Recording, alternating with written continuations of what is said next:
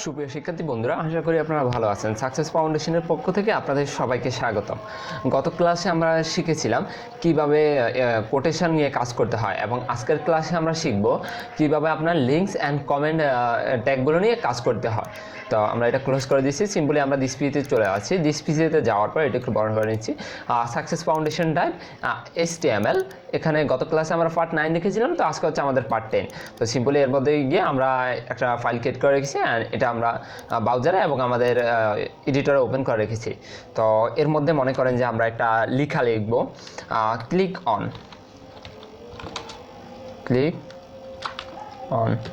Control S save করে নিচ্ছি, আর আমাদের ব্রাউজারে গিয়ে রিলোড দিচ্ছি। এই যে আপনারা দেখতে পাচ্ছেন ক্লিক অন লেখাটা চলে আসছে। তো মনে করেন যে আমরা এখানে যে ক্লিক অন লিখেছি, এই লেখাটাকে এখন ক্লিক করলে কিছু হবে না। মনে করেন যে আমরা এই লেখাটাকে যখন ক্লিক করব, এটা আমাদের অন্য একটা ওয়েবসাইটে নিয়ে যাবে। মনে করেন অন্য একটা এটার পিছনে একটা লিঙ্ক থাকবে, ওই লিঙ্কটা আমাদের অন্য একটা সাইডে নিয়ে যাবে, লাইক গুগল বা ইউটিউব, যে কোনো একটা সাইডে নিয়ে যাবে। তো এটার জন্য আমাদের কি ট্যাগ ইউজ করতে হবে?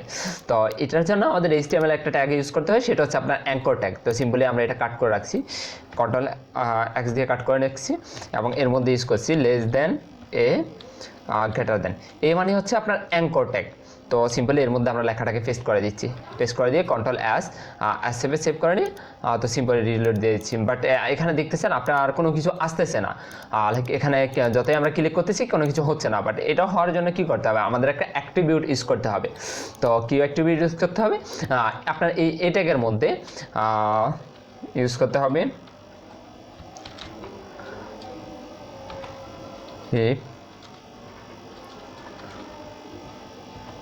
ইকুয়াল ডাবল কোটেশন, এর মধ্যে আমাদের ওই লিঙ্কটা দিয়ে দিতে হবে। মনে করেন যে https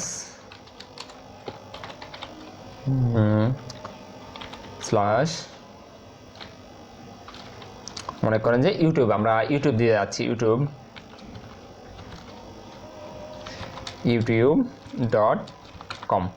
youtube.com। তো কন্ট্রোল S সেভ করে নিচ্ছি, কন্ট্রোল S সেভ করে নেওয়ার পর এখানে রিলোড দিচ্ছি। এই যে দেখতে পাচ্ছেন লেখার কালারটা কিন্তু আপনার অন্যরকম হয়ে গেছে, আর লেখার নিচে একটা দাগ চলে আসছে। আর এখানে যদি আমরা হোভারটা করি, আপনারা দেখতে পাচ্ছেন নিচে বাম দিকে কর্নারে youtube.com লিঙ্কটা চলে আসে। এই যে এখানটা youtube.com এর লিঙ্কটা চলে আসে। তো সিম্পলি আমরা এটাতে ক্লিক করে দিচ্ছি। এই যে দেখতে পাচ্ছেন আপনার ইউটিউব কিন্তু চলে এসেছে। তো সিম্পলি আমরা আবার ব্যাক করে যাচ্ছি। তো ব্যাক করে আপনার ইউটিউবটা কিন্তু আমাদের এই পেজেই অন হচ্ছে, লাইক ইউটিউবটা কিন্তু আপনার এই পেজেই লোড হচ্ছে। আমরা কিন্তু এটা চাচ্ছি না, আমরা চাচ্ছি যে ইউটিউব লোড হবে, লিঙ্কটা লোড হবে, বাট সেটা অন্য একটা ট্যাবে। মনে করেন যে এই ট্যাবটাতে এসে লোড হবে। তো এর জন্য আমাদের কী করতে হবে? এর জন্য আমাদের একটা ট্যাগ ওপেন করে দিতে হবে, আর সেটা অ্যাক্টিভিটি, এর জন্য আমাদের একটা অ্যাক্টিভিটি ইউজ করতে হবে। সেটা হচ্ছে আপনার youtube.com এই ডাবল কোটেশনের পরে। তো ডাবল কোটেশনের পরে target equal double quotation underscore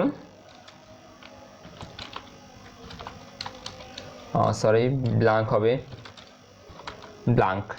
control S save করে নিচ্ছি এবং ব্রাউজারে গিয়ে রিলোড দিচ্ছি। এখন আমরা ক্লিক করতেছি, এই যে দেখতে পাচ্ছেন আমাদের এটা হচ্ছে এই পেজে হচ্ছে আমাদের কোডগুলো, আর ইউটিউবটা লোড হয়েছে আপনার এই ট্যাবে। আর এটা হচ্ছে আপনার ডিফল্ট অবস্থায়, এখানে আপনার ব্ল্যাঙ্ক না থেকে এখানে থাকে হচ্ছে আপনার সেলফ, এখানে থাকে সেলফ, যার কারণে আপনার এই পেজটাতে গিয়ে আপনার ইয়েটা লোড হয়, আপনার লিঙ্কটা এই পেজটাতে গিয়ে লোড হয়। বাট আপনারা যদি চান যে অন্য পেজে গিয়ে লোড হবে, সেক্ষেত্রে আপনারা এখানে ব্ল্যাঙ্ক দিয়ে দিতে পারেন। তো এটাই হচ্ছে আপনার অ্যাঙ্কর ট্যাগ। এই ট্যাগ মানে আপনার অ্যাঙ্কর ট্যাগের কাজ, এবং এই ট্যাগ হচ্ছে আপনার বিভিন্ন ওয়েবসাইটে যে লিঙ্কগুলো থাকে, ওই লিঙ্কগুলো আপনার এই ট্যাগের মধ্যে আপনার লিখতে হয়। তো এরপরে আমরা শিখবো হচ্ছে আপনার কমেন্ট সেকশনটা, যে কীভাবে HTML-এ কমেন্ট করতে হয়। তো আমরা সিম্পলি এটা একটা মনে করেন যে পি ট্যাগ নিয়ে আসতেছি, less than P greater than.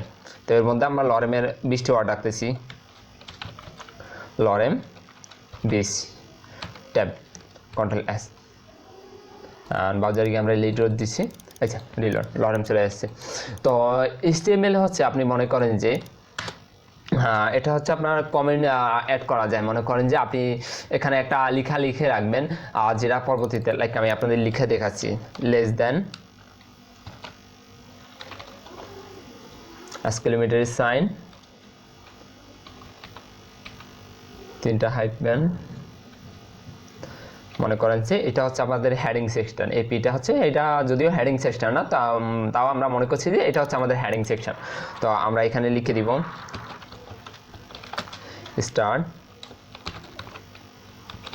Star header এবং গ্রেটার দেন। এই চলে এসেছে আমাদের 4টা, এপাশে 4টা এপাশে 4টা দিলে তো চলে আসবে। তো কন্ট্রোল এস সেভ করে দিয়েছি, এই যে দেখতে পাচ্ছেন। আর আমাদের এখানে কিন্তু কিছুই শো হচ্ছে না। এটা হচ্ছে আপনার কমেন্টটা হচ্ছে কি জন্য, মনে করেন যে আপনি একটা HTML এর কোড করলেন, কোড করার পর আপনার অনেক সময় দেখা গেছে যারা ডেভেলপ করে, ওয়েবসাইটটা ডেভেলপ করে, ওরা অনেক সময় বুঝবে না। তো আপনার এখানে কোন সেকশনটা, এখানে মনে করেন যে একটা ওয়েবসাইট, আমি একটা ওয়েবসাইট আপনাদের দেখাচ্ছি, মনে করেন আমার নিজের ওয়েবসাইটটি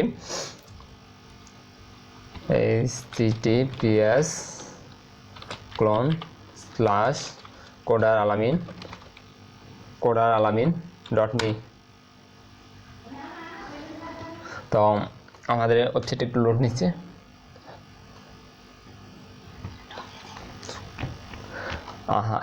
এই যে মনে করেন যে আপনার এখানে একটা সেকশন, এখানে একটা সেকশন, ওয়েবসাইটে এখানে একটা সেকশন, একটা সেকশন। মনে করেন এই যে সেকশনগুলো আছে, এই যে সেকশনগুলো আছে, এগুলো আপনার এক একটা সেকশন। তো আপনি যদি মার্ক করে রাখেন যে এটা হচ্ছে আমার হেডার সেকশন, এটা হচ্ছে অ্যাবাউট মি সেকশন, এটা হচ্ছে সার্ভিস সেকশন, তাহলে কিন্তু আপনার পরবর্তীতে যারা ব্যাকএন্ডে কোডগুলো করবে, লাইক PHP বা জাভাস্ক্রিপ্ট দিয়ে যারা কোডগুলো ব্যাকএন্ডে করবে, ওদের জন্য কিন্তু এটা বিষয়টা খুবই সহজ হবে। বা আপনি যদি পরবর্তীতে কোনো সময় সাইটের এই লেখাগুলো পরিবর্তন করতে চান, মনে করেন যে এই যে ওয়েব ডিজাইন ডেভেলপার এই লেখাগুলোকে পরিবর্তন করতে চান, সেক্ষেত্রে আপনি খুব সহজেই যদি কমেন্ট করে রাখেন, সেক্ষেত্রে খুব সহজে আপনি এখান থেকে গিয়ে পরিবর্তন করতে পারবেন। যে আপনি দেখতেই পাবেন এটা হচ্ছে হেডার সেকশনের মধ্যে লেখাগুলো, এরপরে থাকবে আপনার অ্যাবাউট সেকশনের মধ্যে লেখাগুলো। এই জন্যই হচ্ছে আপনার HTML এর কমেন্টগুলো লেখা হয়। তো আজ এই পর্যন্তই। নেক্সট টিউটোরিয়ালে আমরা HTML এর বাকি যে ট্যাগগুলো আছে ওগুলো নিয়ে কথা বলবো। সে পর্যন্ত ভালো থাকবেন। Thank you. Success Foundation, all in one IT solution.